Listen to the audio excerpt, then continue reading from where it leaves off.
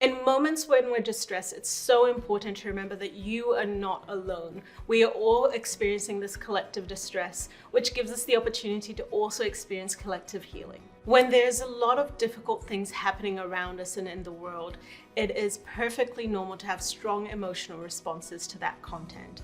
And those emotions might be anger, guilt, and sadness. That is a perfectly normal response to an abnormal situation. What you might be experiencing is something that we call collective distress. And in moments where we are experiencing collective distress, it is really important to lean into the collective hope that we can all have and shared spaces of collective healing. So collective healing is this beautiful space where we can all come together and heal together.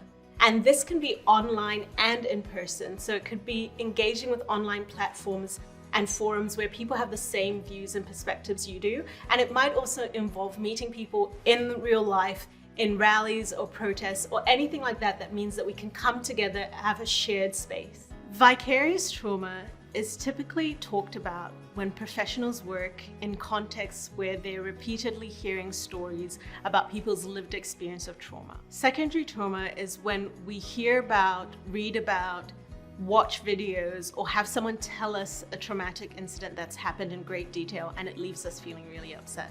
Community trauma is when something traumatic happens to a particular community group and it leaves that group feeling really vulnerable and distressed by the event. Collective distress is when we all as a collective feel distressed by a traumatic event or incident that has happened in the wider society. So if you feel like you're experiencing this, feel free to seek out support to speak to someone who's a professional.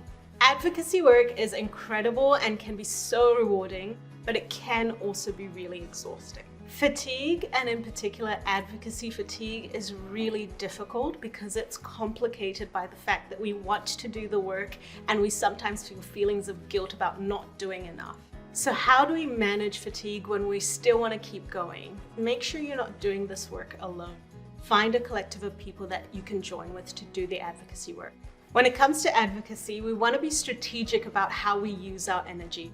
What is the thing that we can do that has the highest impact and we can actually deliver really well?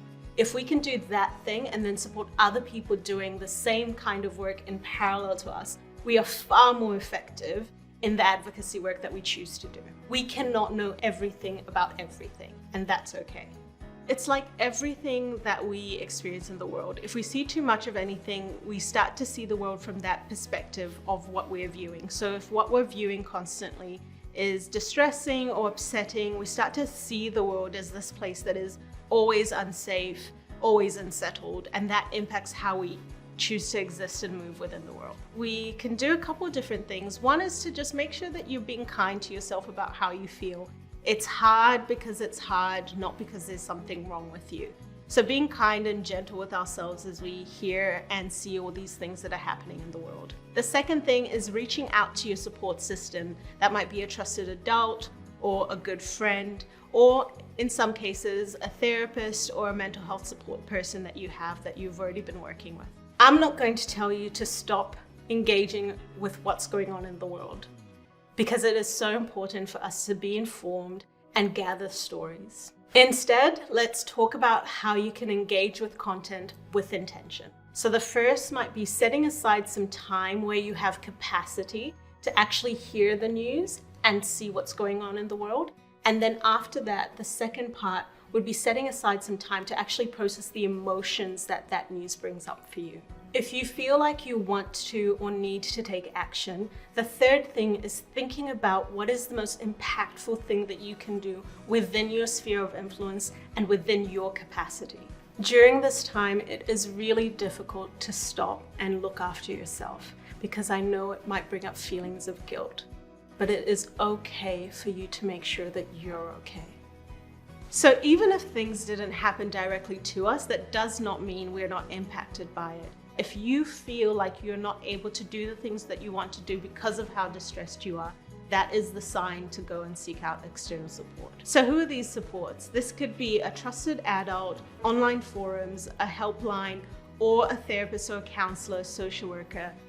There's so many different ways you can seek out support in person, online, and even over the phone. I see people who come and talk about this all the time in therapy. So just reach out.